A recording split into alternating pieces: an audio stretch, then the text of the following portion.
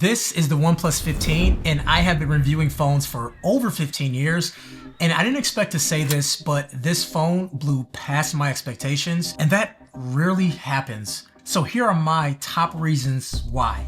Number one, the build of this phone feels absolutely amazing. The phone has thin bezels all around, so this 6.7-inch display doesn't feel like a large phone. It may not be completely one-handed, but it's much more comfortable than others this size. This is also the first phone to carry IP66, IP68, and you guessed it, IP69K. It handles dust, deep water, and high pressure jets up to 176 degrees. And yes, I did test that feature by putting it in a dishwasher, and I'll show you guys that later in the video. It also uses something that I never heard of, but it's called micro arc oxidation, and that's the metal frame. It is 3.4 times harder than aluminum and 1.3 stronger than titanium. So this phone is made to last through some real world abuse. Number two, this is the largest phone battery in America. It gets me 2 days of battery life with its massive 7,300 milliamp battery. This phone is physically smaller than the iPhone's 5,088 milliamp battery, but packs a much larger capacity. It also retains 80% of its health after 4 years. Number three, it has a tri-chip system. And you know, when I heard that, I thought that was just technical talk, but hear me out. One chip is for performance, one is for touch, and one is for Wi-Fi. It's powered by the new Snapdragon 8 Elite Gen 5 with the OnePlus CPU scheduler, which basically means the chip is optimized specifically for this phone. The dedicated touch chip allows up to 3200 Hertz touch response, which is great for gaming, scrolling, and everything in between. Even when you swipe on the phone, it just feels instant, like the screen is stuck to your finger somehow. And then with the Wi-Fi chip, you have even better Wi-Fi using it through the house. Now, although it's super quick, when I ran a speed test, the Galaxy is actually faster, but more testing is needed because it may just have better range overall. Number four, the display is also all new. It's 1.5K resolution, 165 Hertz LTPO panel. It can drop down to 1 megahertz when idle to save battery, and then ramp up to 165 Hertz for gaming. It's fast, it's efficient, and extremely bright. I mean, when you look at the screen, everything pops off on it. You know, I was watching some movies to kind of test it. You know, you play your favorite movies, and man, it looks really, really good. This video is not going to do it justice. I mean, it's nice. By the way, guys, do me a favor. If you like the top four so far and you're into no-nonsense tech comparisons between the best devices out there, hit that subscribe button because I've got some heat coming really soon. Number five, this might be the best gaming phone around. The tri-chip system is legit. It is an absolute beast for gaming.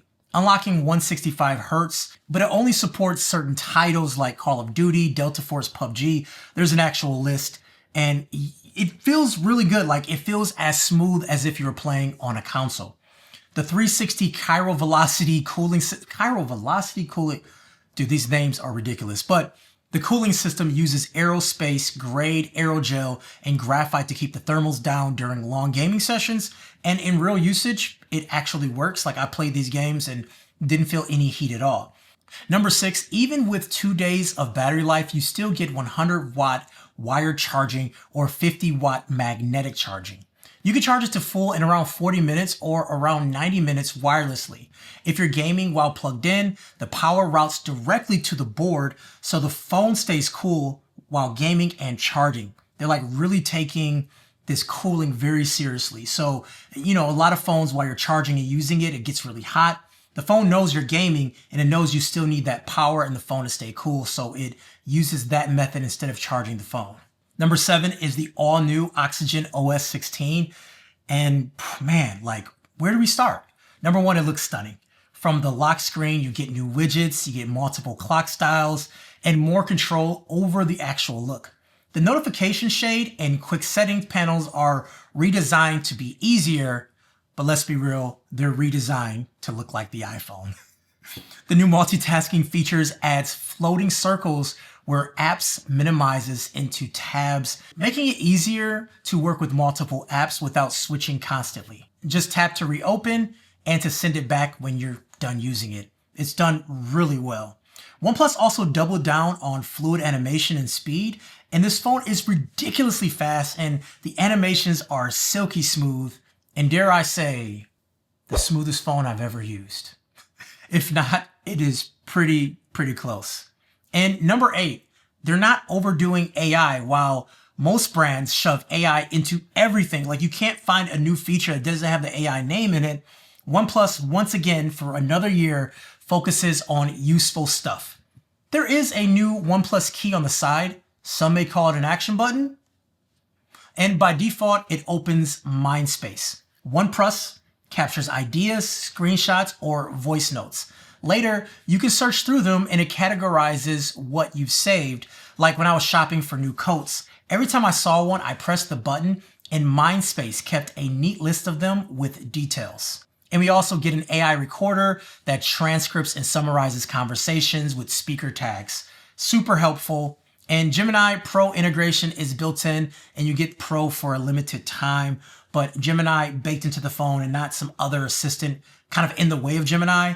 It is good. It's useful AI finally. So I know you're wondering, where the heck is the camera? I don't consider it a top feature of this phone, but we will talk about the camera in different videos coming up. So make sure you hit subscribe. Oh yeah, also, I almost forgot, we got to put this phone in the dishwasher.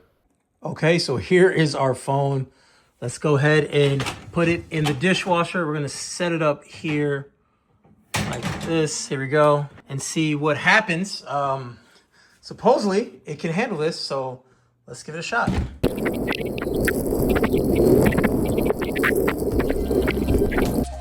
All right, it's been 10 minutes. Not gonna lie, a little nervous. Smells clean.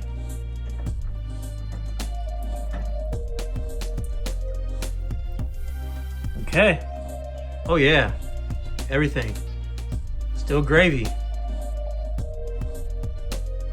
Not bad, not bad.